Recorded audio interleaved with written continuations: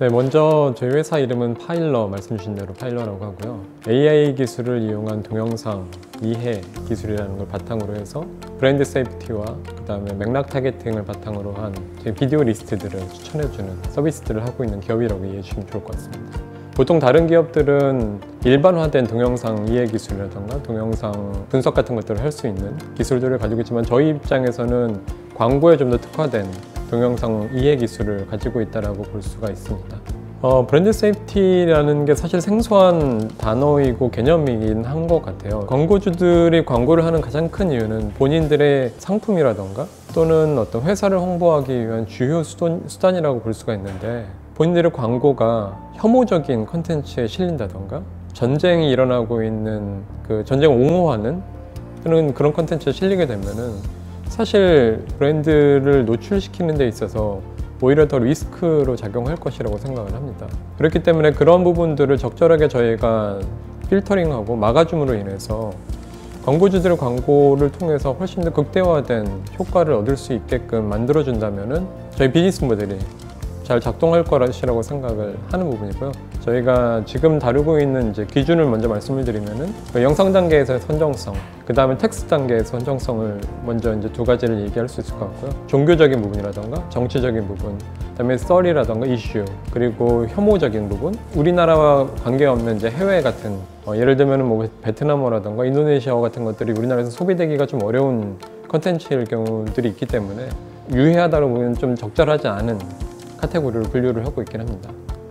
저희가 첫 번째 서비스는 말씀 주셨던 것처럼 유해 컨텐츠 차단을 시작을 했지만은 어떤 맥락 타겟팅이라는 서비스도 같이 진행을 하고 있습니다. 광고주들의 광고 영상들을 비디오 분석 기술을 통해서 저희가 맥락을 이해를 한 다음에 그 광고가 노출되어야 되는 컨텐츠들을 리스트업 해가지고 실질적으로 그 타겟하고 있는 컨텐츠들에 노출시키는 서비스들도 같이 하고 있는데, 이런 경우에는 앞서 말씀드렸던 것처럼 그냥 단순하게 이게 선정적인지 아닌지 또는 유해한지 아닌지 관련이 있는지 없는지를 분석하는 어떤 클래시피케이션 태스크가 아니라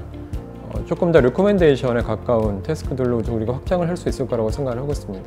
지금 현재는 이제 동영상 플랫폼 시장들이 상당히 커지고 있는 부분들이 있긴 한데, 넷플릭스라던가 뭐 티빙 같은 OTT 서비스의 경우에도 저희가 충분히 타겟할 수 있는 시장이라고 볼 수 있기 때문에 이러한 동영상 분석 기술을 좀 더 발전시켜 나간다면은 그런 쪽에도 저희가 적용시킬 수 있는 분야라던가 플랫폼이 될 수 있을 거라고 생각하고 있습니다.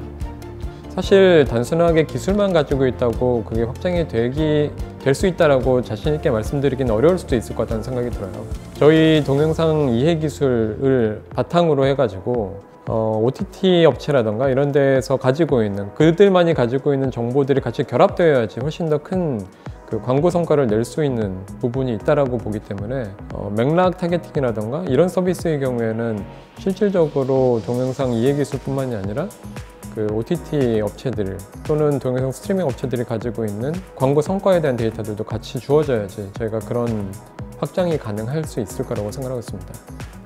저희가 지금 현재 저희 서비스의 경우에는 국내 한정으로 서비스를 하고 있기 때문에 국가별로 다른 기준을 갖고 있지는 않다라고 얘기를 드릴 수 있을 것 같아요. 하지만 국가별로 그 기준이 다를 수 있다는 거에는 동의를 하고요. 그 보편성이라고 하는 거는 당연히 한 국가 또는 어떤 집단에 한정되어서 생각될 수 있는 보편성이다라고 얘기를 드릴 수 있을 것 같고,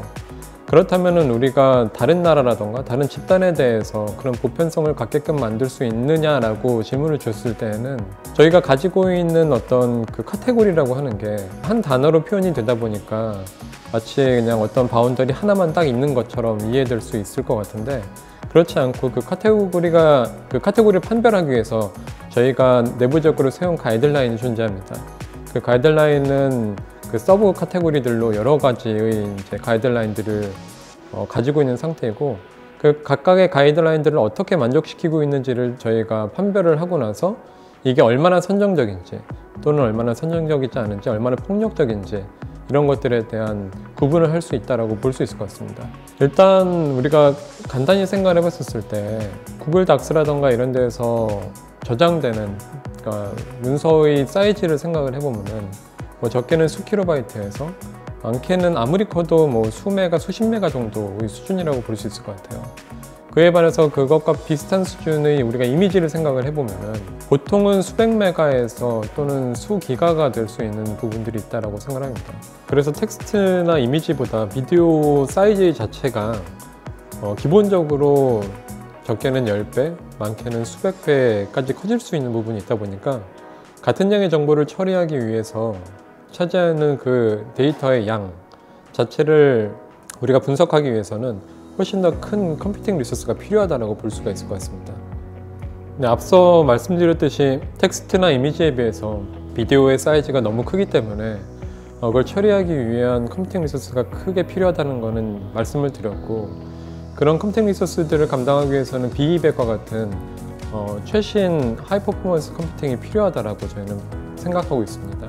사실 단순하게 데이터의 사이즈가 늘어난다고 해서 복잡도가 증가하는 게 아니라, 그동안에 이제 이미지의 경우에는 공간에 대한 복잡도가 존재했었는데, 실질적으로 비디오로 옮겨오면서 공간에 대한 복잡도 더하기 시간에 대한 복잡도가 추가되는 상황들이 발생을 하고 있습니다. 그렇기 때문에 이 동영상을 처리한다라고 하는 것은 단순히 데이터 사이즈에 비례해서 컴퓨팅 리소스가 필요하다는 게 아니라 그 시간축에 대한 이해까지 같이 동반되어야 되는 부분들이 필요하기 때문에 훨씬 더 큰 모델이라던가, 또는 기존의 모델을 이용한다고 하더라도 그 모델의 인풋을 만들기 위해서 필요한 인베딩 모델이라던가 어댑터 같은 것들이 필요하게 됩니다. 그래서 그런 것들을 훈련하기 위해서는 저희 예상으로는 이제 B200과 같은 컴퓨팅 리소스들이 상당히 적절한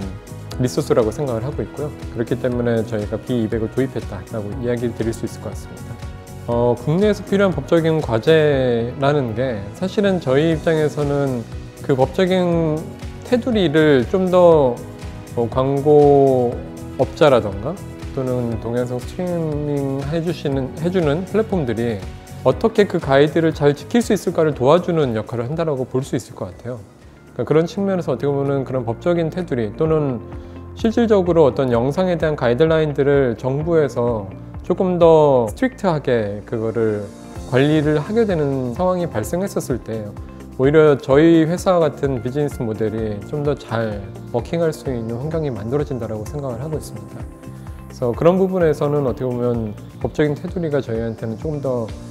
큰 도움이 될 수 있지 않을까라는 생각이 들긴 하고요. 저희가 사실 이제 업력이 그렇게 오래되진 않았지만은 이미 그 팁스라던가 또는 엔업과 같은 글로벌 회사들하고 이미 협업을 해봤던 경험들이 존재하고 프로그램에 참여했었던 이력도 존재합니다. 사실 이제 저희가 지금 앞으로 더 나아가면서 생각해야 될 부분은 어떤 프로그램에 참여하기보다는 좀 더 큰 투자를 유치할 수 있는 방향으로 나아가야지